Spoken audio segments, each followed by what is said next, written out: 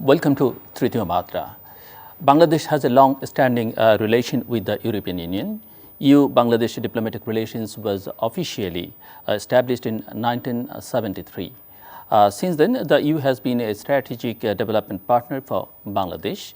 The EU is Bangladesh's main trading partner and currently benefits from the most favorable regime available under the EU's Generalized Scheme of Preferences, GSP, namely the Everything But Arms EBA arrangement. Today, to discuss the further of EU-Bangladesh relations, we have with us Charles Whiteley, Ambassador and Head of Delegation of the EU to Bangladesh. After reading law at Downing College, Cambridge, and qualifying as a barrister in the UK, he began working for the European Union in 1999.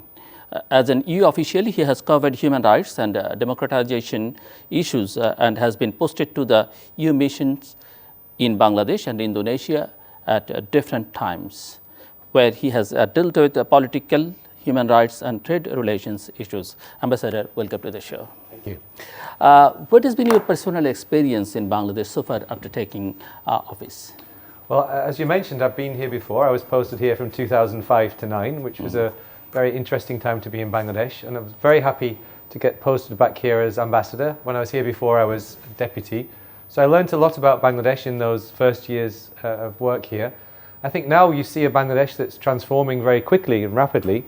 So it's 13 years since I left, and I'm very happy to come back to Dhaka and see the amazing changes that have happened here over those years in terms of infrastructure and development. You know, human development categories have all improved in Bangladesh in recent years. And that's also had an effect on how we work with Bangladesh as the European Union. I think when I left in 2009, a main feature of our engagement with Bangladesh was development assistance, which was an important part of our relationship.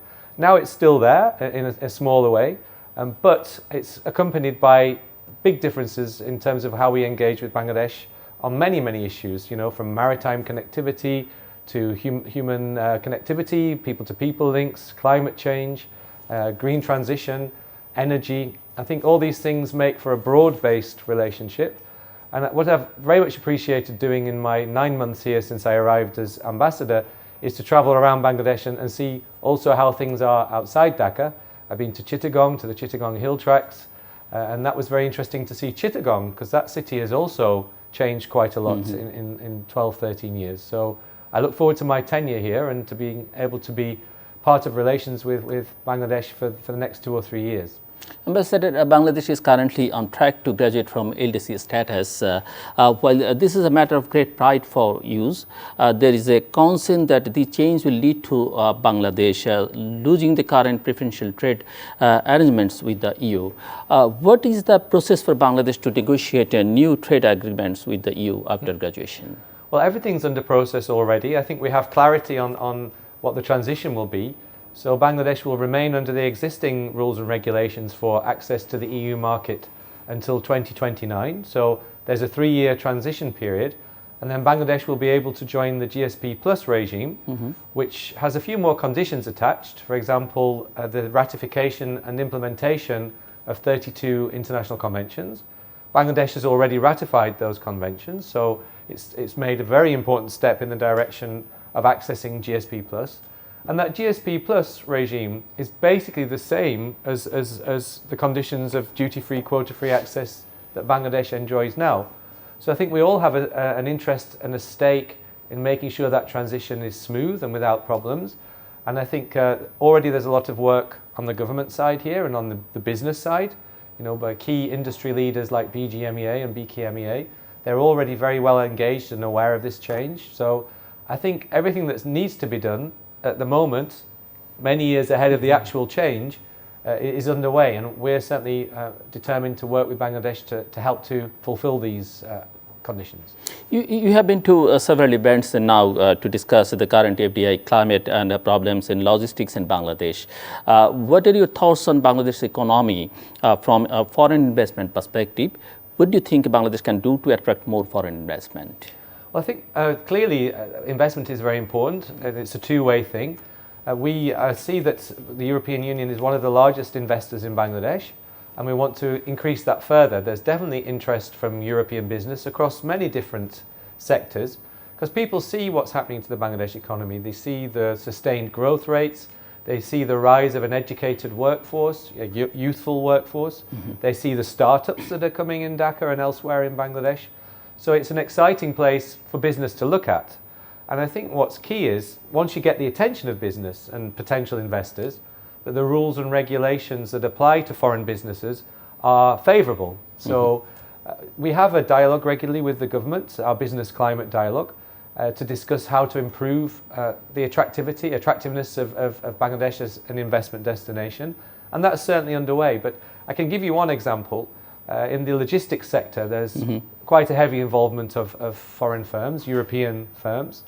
And I think since 2015, there's been a rule that says that a foreign firm can only have a 49% stake in a logistics business. So clearly that's not a huge attraction to a firm. You know, if you can only have less than half of the ownership in something you're investing heavily in, it might not work entirely in the right way. So these kind of issues, the government is very receptive to discussing, and we are discussing. And I really hope to see investment taking off more and more. We're launching an initiative in the final quarter of this year called EU-Bangladesh Meaning Business, which will concentrate on different sectors where there's potential for growth, for example, ICT, green business. And I think that will benefit both European business and Bangladesh business. And we want to see, you know, a vibrant relationship. I think when I look at other countries not so far away from Bangladesh, take Vietnam, it's an example I always look to. They have a far smaller population than Bangladesh, but 3 times as much investment from European companies. And I think the way that the Bangladesh economy is going now, we can definitely see this kind of growth and improvement in European investment. Great. Ambassador Charles Whiteley, one of the economic bottlenecks right now seems to be Bangladesh's lack of skilled labor. Is the EU interested in facilitating human resource development projects in order to allow further strategic and economic cooperation with the European Union? We're certainly interested in that. I think what we're seeing is individual EU member states who are discussing this possibility with the Bangladesh government. I think what we want to see is to boost the options for legal pathways to go and work in Europe. You know, perhaps at the moment it's a little bit too difficult to go and work in Europe and get experience and bring your experience to Europe. And there seems to be a sort of focus on illegal migration. So, you know, we see young Bangladeshis who try to get to Europe, crossing the seas in dangerous conditions. And we definitely want to boost the options for legal entry to work. And one of those is the talent partnership. So the European Commission announced a few weeks ago that Bangladesh will be one of the priority countries for discussing the possibility of a talent partnership. And what a talent partnership will do is that Bangladeshis working in different sectors, perhaps the health sector or in other sectors where Europe needs such expertise, Bangladeshis will be able to go for 4 years to Europe and work and gain more experience and share their skills, but also boost their skills by learning also from the European experience. And then they will come back to Bangladesh after 4 years. So I think what we don't want to do is have a brain drain. Bangladesh needs its skilled workers. And what you do tend to see in some circumstances is very talented Bangladeshis going abroad and then not returning to Bangladesh. Our scheme will hopefully encourage them to return and bring back the skills they've acquired in Europe and benefit the Bangladesh economy further. So we all win. Europe wins by having Bangladeshi workers with talents, and then Bangladesh wins by having the workers back when they've had experience elsewhere. Mr. Ambassador, as you know that currently Bangladesh is still highly reliant on the RMG sector as the primary driver of exports. Do you believe that Bangladesh should diversify in terms of trade? What other potential sectors might Bangladesh be able to specialize in and compete with in the world market? I think everybody believes that diversification is necessary, industry, government, foreign partners. I think we still see a very heavy concentration, as you say, on the RMG. I think it's over 80% of exports. So what I would say is, first of all, we have to appreciate what's happened with the garments because it's been driven by the hard work and entrepreneurialism of Bangladeshi business. But it's important to diversify that trade basket because you never know what shocks will happen in the world system in the future. And you do see sectors that are growing and have huge potential, whether it's pharmaceuticals or green business. startups, ICT. You know, it can also be in the skills sector. It doesn't have to be in you know, products that are sent abroad. And I think there's a lot of interest when I talk to trade chambers here. There's a lot of interest in fostering other sectors. I know the OECD, we're funding through the European Union, the OECD team who've been in Dhaka recently to look at which sectors have the most potential. And that will, that's also supported by the government here and the Ministry of Commerce. So I think it will happen naturally because there are, you know, broader ranges of skills now in Bangladesh that can contribute to different sectors very successfully. And I think we want to encourage that because it also provides us with more investment potential. Bangladesh has received generous support from the EU during the COVID pandemic and also to deal with the ongoing Rohingya refugee crisis. Will the EU continue to provide support for the ongoing refugee situation in the country? I think first of all on COVID, I would really pay tribute to what the government and authorities and people did here to get Bangladesh through the pandemic. I think Bangladesh stands out, and this is recognised in international surveys and analysis, stands out as a country that handled the pandemic very well. And that wasn't just because of international partners bringing in support, it was also because of what was done, of course, through policy and through support domestically. So I think it's important to recognise that achievement. On the Rohingya front, we have been a consistent donor to the camps, to Cox's Bazar. I think we'll be bringing on stream humanitarian and other assistance this year to the tune of over 50 million euro. And we have to be there because international partners have to recognise that Bangladesh is doing a huge work in providing for more than 1 million refugees. It's now 5 years since the refugees arrived. We all remember under what awful circumstances that happened in Myanmar that drove these poor people out of Myanmar. And Bangladesh provided them a home when they needed it. And of course it's right and proper that the government talks about the need for the refugees to go home in a voluntary and safe way. And we very much support that need for the refugees to go home when it's safe to do so. Unfortunately, the conditions aren't quite there yet. But in Myanmar, but we will carry on providing funding. We're going to be funding also projects on Basan Char because as we understand it, there may be up to 80 or 100,000 refugees that will be relocated to Basan Char. And they need the same services as the refugees in Cox's Bazar. You know, they need food and education and livelihoods and support and all these things that prepare them for going back to Myanmar when that can be achieved. Just what about the long-term perspective for the Rohingya people to you? And do you believe it is possible to facilitate repatriation in Myanmar in the near future? I think we all have to push for that. I think we clearly see that the government and regime in Myanmar isn't necessarily engaging as well as possible as it should on this issue. And they should recognise that their neighbour Bangladesh is having to provide for 1 million refugees that belong back in Myanmar. So I have to say I'm not massively optimistic that the conditions will be in place. There are discussions, of course, going on between the government of Bangladesh and the government of Myanmar to try to expedite return. And we very much support anything that can help create the conditions to return the refugees when it's safe to do so. We are putting pressure on the Myanmar regime. You know, we have sanctions in place. We have suspended our development assistance. We have an arms embargo.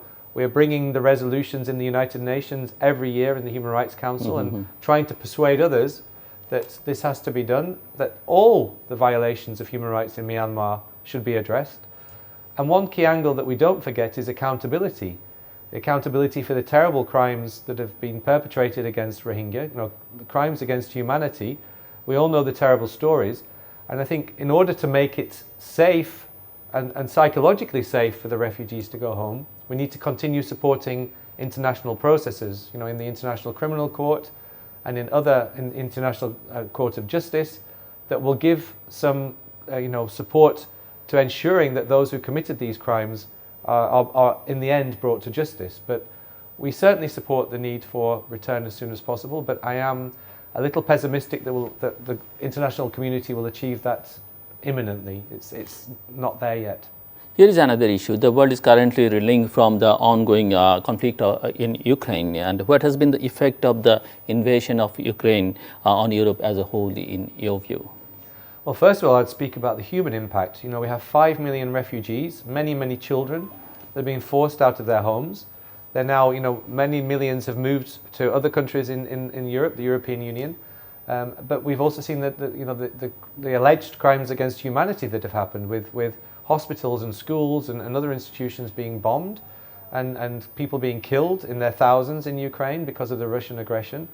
And all of that means that Ukraine is now facing a terrible predicament, infrastructure being destroyed, people dying, and the European Union is doing what it can to be supportive, as you know, but the human cost of this war is immense. And that's borne by the Ukrainian people, but it's also, as you know, having an impact in the wider world, having an impact in terms of price rises, commodity price rises, fuel rises, fertilizer difficulties, disrupting transport networks, and all of this has an impact on citizens here in Bangladesh as well. We see the price rises that are going on that are partly fueled by the war. So what we want to see is an end to the food crisis as well. 20 million tons of grain are trapped in Ukraine and aren't being transported to their markets. That's because of the Russian blockade. Agricultural workers who are needed to harvest the upcoming harvest are fighting in the war. Men and women are fighting, so they can't keep the agricultural system ticking over. Agricultural infrastructure is being targeted and destroyed in Ukraine. And Ukraine, used to be known as the breadbasket of the world. So half of the World Food Programme's grain supplying to the poorest people on the planet in Africa comes from Ukraine. What impact is it going to have in Africa, for example? So the human cost of this war is incalculable, and there's only one way to stop this war. We want this war to end, and by diplomatic or other means, but only one person ultimately can end it tomorrow, and of course that person is in Russia. And we would like to see an end to the human suffering that this war is inflicting, not only in Europe, but also around the world. Mr. Charles Whiteley, do you believe that it is possible to end the war through diplomatic channels? I think we have to have faith in diplomacy, and there are nations who are trying to intercede and trying to encourage a peaceful end to this crisis. I hope that all sides will listen, because that's, of course, a precondition for diplomacy to work. You have to have all sides around the table. We want that to, a negotiated or a peaceful, I should say, settlement to this, because otherwise people will carry on dying. And frankly, I don't see much openness to diplomatic solutions from the Russian side. I hope that will change, and change very quickly, because certainly from the EU side, we would very much encourage an end to the violence as soon as possible and a return to normality for the people of Ukraine. There are many who attribute the conflict as an inevitable effect of alleged NATO expansionism. What role do you believe NATO has played in the current conflict, if any? Well, I think NATO, when people try to lay the blame at NATO's door for provoking somehow this aggression, we have to remember that sovereign countries, any sovereign country, can decide for itself what organizations to join. It would be a bit like saying, Bangladesh can't be a member of SAARC, or Bangladesh can't be a member of BIMSTEC.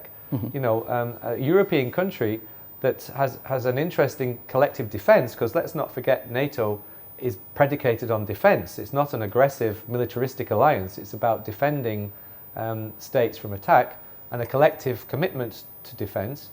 To say to countries in Europe who've been forcibly kept in the Soviet Union for decades, that they can't join as a newly sovereign nation, a given organization, I think I don't think any sovereign state would accept such a limitation.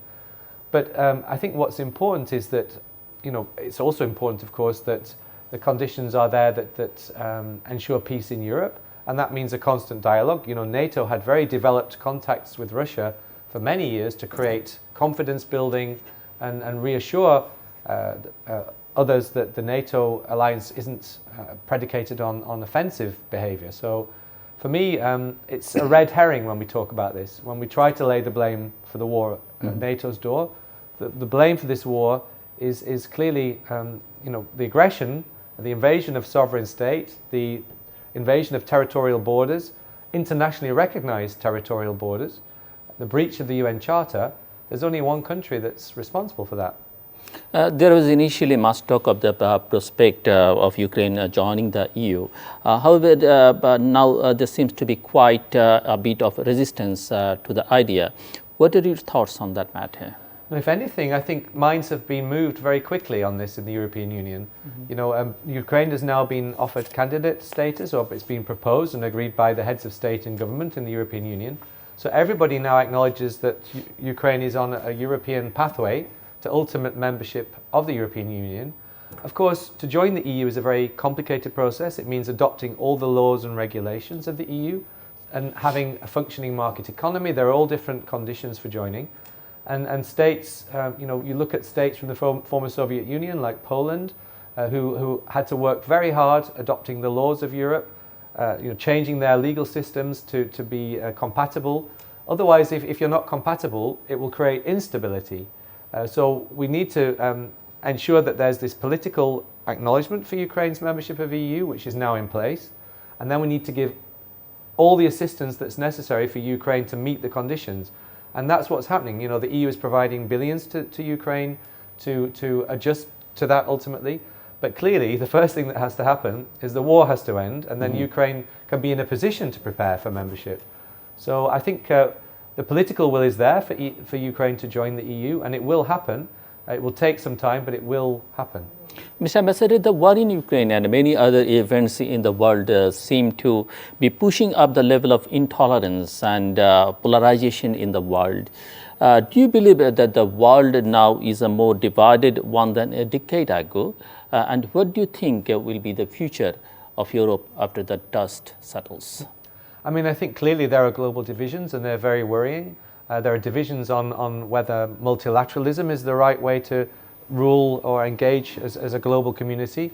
We in the European Union and Bangladesh indeed are very committed to multilateralism and finding multilateral solutions to multilateral problems, whether it be climate change or other issues.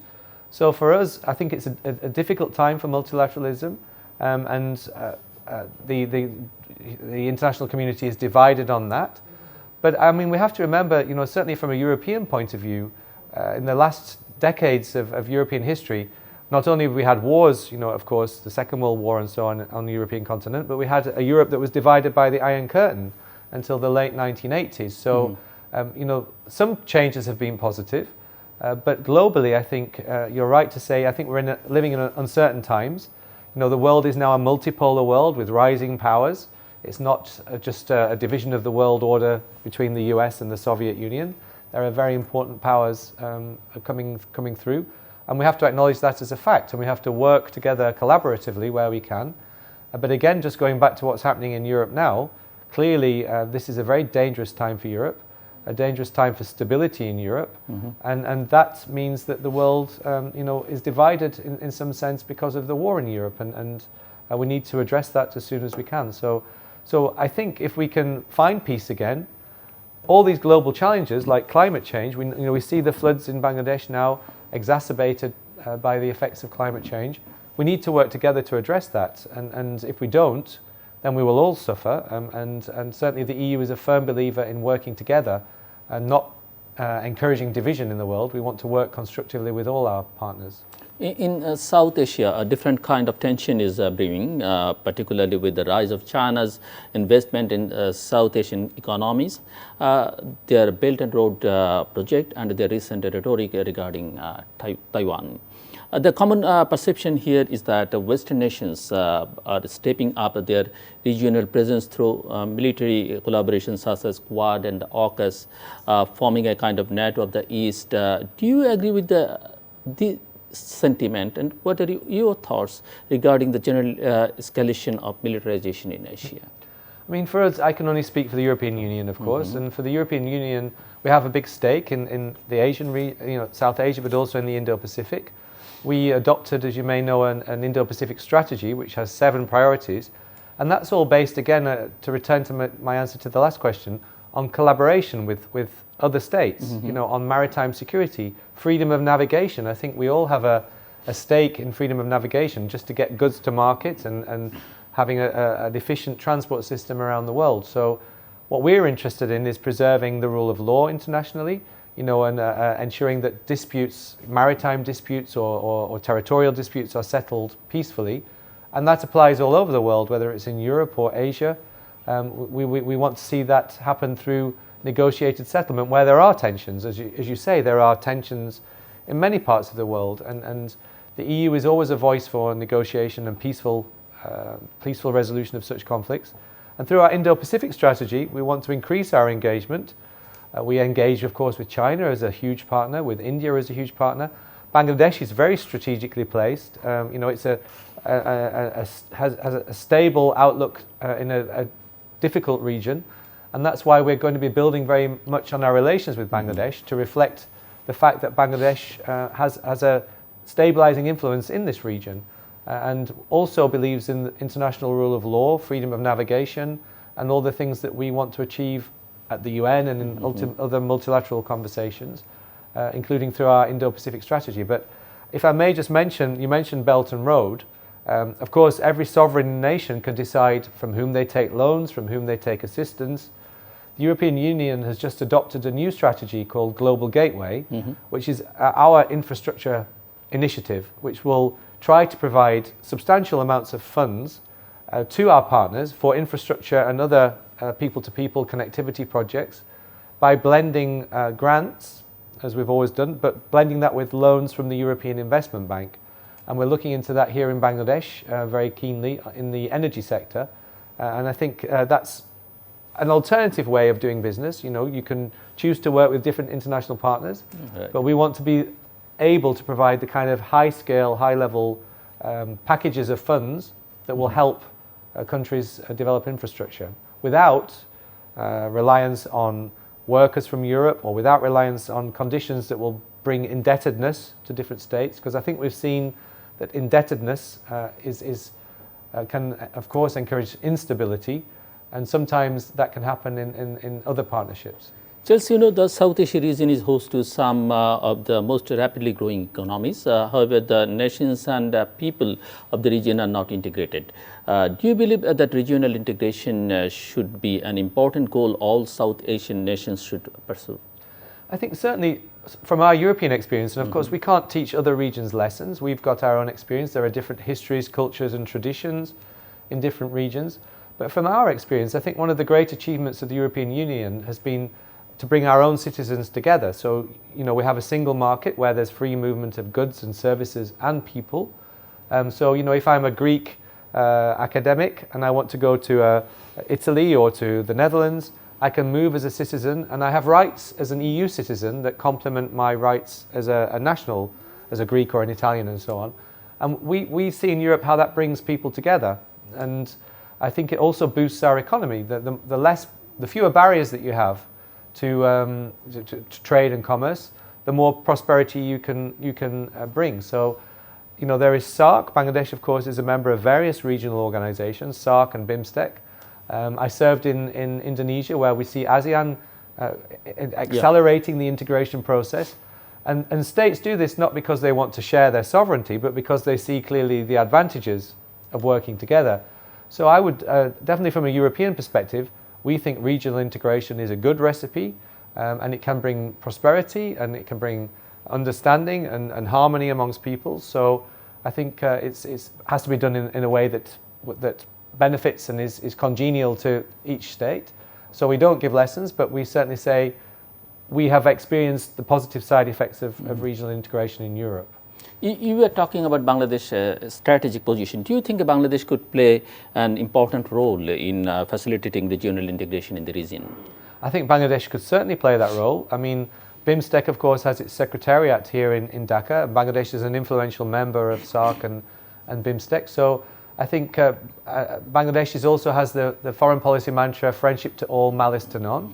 And that means that, in a sense, Bangladesh is well placed to be an honest broker and is trusted by partners. So I think that influence can be brought to bear and is being brought to bear in different processes. The Indian Ocean Rim Association, or Bangladesh's chairmanship of the Climate Vulnerable Forum, as an authoritative voice and a trusted voice. So in diplomatic terms, I think Bangladesh's weight and influence is clearly increasing, not just regionally, but globally. And I think that's a very good thing. And Bangladesh, I served in New York for 4 years at the UN. Bangladesh always emphasized the UN Charter and peaceful resolution of disputes. And that kind of messaging is a key starting point to ensuring people live together in their neighborhood in the right way. You have previously stated that Bangladesh should cooperate with its neighbors, particularly regarding energy generation. Do you think the formation of a regional energy market is possible between Bangladesh, India, Bhutan, and Nepal in the near future? Will the EU be interested in spreading such a project? I think that's definitely underway. There's a lot of serious scrutiny of this and efforts to make this a reality. I mean, hydropower is a relatively clean source of energy, renewable, so it's highly desirable that where there are energy shortcomings in one country, if you can get energy at the right moment in time from another country easily and cheaply, then it's very beneficial. And I think there are discussions and deliberations underway to achieve this. The EU is very supportive of this. We are ready to bring financial support as well. We have that capability. We want to support renewable energy in Bangladesh. I think it's great that the government has set a target of 40% of renewable energy by 2041. I should say that at present in the European Union, we're only generating 22%, or I should say the consumed energy, only 22% of the energy our people consume comes from renewable sources. So we all have work to do on this. But Bangladesh has an ambitious target. And one of our 3 priorities for the next 7 years in Bangladesh is the green transition, where the government wants European Union support and where we can bring in technical assistance. We're very happy to do so and work in collaboration with the authorities here and also with the European Investment Bank. So the European Investment Bank team will be coming to Bangladesh in late July to explore how we can leverage funds, loans and grants blended to support energy activities. And a little bit further down the line, we will have funding under our regional funding mechanism to support, if it's wanted, the hydropower projects regionally with Nepal and others, so, and India, of course. So it's there, the possibility. There are others who want to do this. Many people are interested in Bangladesh now on the energy front. So I hope we can be competitive and I hope we can bring our support to bear. Bangladesh is also currently one of the most vulnerable nations when it comes to the effects of climate change. What are your current thoughts on Bangladesh's climate mitigation and adaptation initiatives? Will the European Union provide further assistance to Bangladesh when it comes to combating climate change?